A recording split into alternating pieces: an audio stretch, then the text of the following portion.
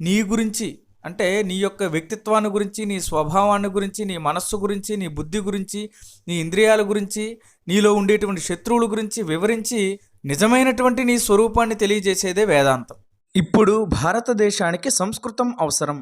ఇప్పుడు మనం చెప్పుకుంటున్నటువంటి బ్రాహ్మీ ముహూర్తంలో బ్రహ్మజ్ఞానాన్ని మనం పొందాలి.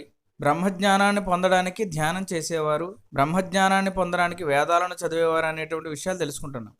అయితే మనం తెలుసుకోవాల్సినటువంటి విషయం ఏంటంటే, మొట్టమొదటిగా అసలు మనిషి ప్రశాంతంగా జీవించడానికి, మానసికంగా దృఢంగా ఉండడానికి, బలంగా ఉండడానికి మనం చేయాల్సినటువంటి మొట్టమొదటి పని ఏంటంటే వేదాంత జ్ఞానాన్ని కలిగి ఉండడం. ఈ బ్రహ్మజ్ఞానాన్నే మనం వేదాంతం అని అంటాం. చిన్న పిల్లల దగ్గర నుంచి పెద్దల వరకు కూడా ఖచ్చితంగా వేదాంతాన్ని తెలుసుకోవాలి. ఎందుకంటే చదువుకునేటువంటి వయస్సులో సమస్యలు వస్తే ఆ సమస్యలను తట్టుకొని తాను ఆత్మవిశ్వాసంతో ధైర్యంగా నిలబడడానికి వేదాంతం ఉపయోగపడుతుంది.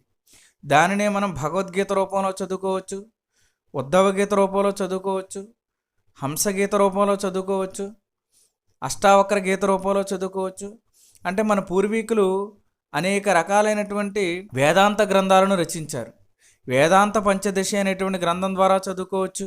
అలాగే శ్రీ శంకరాచార్యులు వారు అనేక వేదాంత గ్రంథాలను రచించారు. మన కవులందరూ కూడాను ప్రతి గ్రంథాన్ని, కావ్యాన్ని రచించి ఆ కావ్యాల్లో ఉండేటువంటి సారాన్ని వేదాంత రూపంగా మనకు బోధించారు.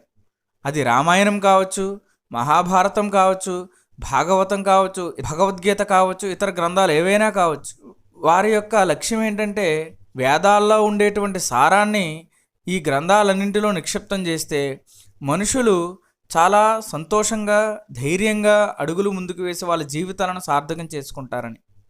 కాబట్టి మన సంస్కృతంలో చెప్పేది ఏంటంటే, నీతి శాస్త్రాలు, ధర్మశాస్త్రాలు ఇవన్నీ ఉన్నప్పటికీ కూడా వేదాంత జ్ఞానం అనేటువంటిది ప్రతి ఒక్కరికి ఉండాలి. అది బ్రహ్మచారికి కావచ్చు, చదువుకునేటువంటి పిల్లలకు కావచ్చు, గృహస్థులకు కావచ్చు, వివాహమైనటువంటి వాళ్ళకి కావచ్చు, అలాగే వృద్ధులైనటువంటి వారికి కావచ్చు, ఎవరికైనా సరే వేదాంత జ్ఞానం ఉండాలి. ఆ వేదాంత జ్ఞానం ఉన్నప్పుడే జీవితంలో ఏ కష్టాలనైనా తట్టుకునేటువంటి శక్తి సామర్థ్యాలు ఉంటాయి. మనుషుల్ని అర్థం చేసుకునేటువంటి స్వభావం ఉంటుంది. ప్రకృతిని అర్థం చేసుకునేటువంటి విధానం ఏర్పడుతుంది. తల్లిదండ్రుల్ని గౌరవించి వాళ్ళ కష్టాన్ని అర్థం చేసుకునేటువంటి యోగ్యత వాళ్ళకు వస్తుంది.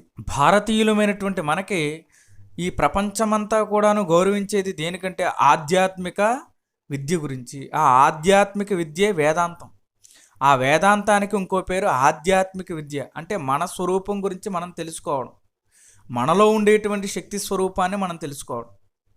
అది నిత్యము సంతోషాన్ని కలిగిస్తుందని, అది నిత్యము ఆనందాన్ని కలిగిస్తుందని, ఆ స్వరూపమే ఈ విశ్వమంతా నిండి ఉందని, నిన్ను నువ్వు అర్థం చేసుకొని ఈ విశ్వాన్ని అర్థం చేసుకోగలిగితే నువ్వే మహాత్ముడువని, నువ్వే నిత్యము సంతోషంగా ఉండేటువంటి పరమాత్మ అని మనకి వేదాంతం తెలియజేస్తుంది. కాబట్టి నీ గురించి అంటే నీ యొక్క వ్యక్తిత్వాన్ని గురించి, నీ స్వభావాన్ని గురించి, నీ మనస్సు గురించి, నీ బుద్ధి గురించి, నీ ఇంద్రియాల గురించి, నీలో ఉండేటువంటి శత్రువుల గురించి వివరించి నిజమైనటువంటి నీ స్వరూపాన్ని తెలియజేసేదే వేదాంతం. కాబట్టి చిన్నపిల్లల దగ్గర నుంచి పెద్దల వరకు కూడా ఖచ్చితంగా తెలుసుకోవాల్సిన విషయం ఏదైనా ఉంటే, జీవితంలో మనం మరణించేలోపు తెలుసుకోవాల్సిన విషయం ఏదైతే ఉందో అది వేదాంత జ్ఞానం. అది మనకి సామాన్య రూపంలో మనకు అర్థమయ్యే విధంగా ఋషులు రామాయణ మహాభారతాది గ్రంథాల్లోనూ, భాగవత గ్రంథాల్లోనూ, పురాణాల్లోనూ, అలాగే కావ్యాల్లోనూ అనేక విధాలుగా మనకి తెలియజేశారు. వాటన్నింటినీ మనం తెలుసుకుందాం.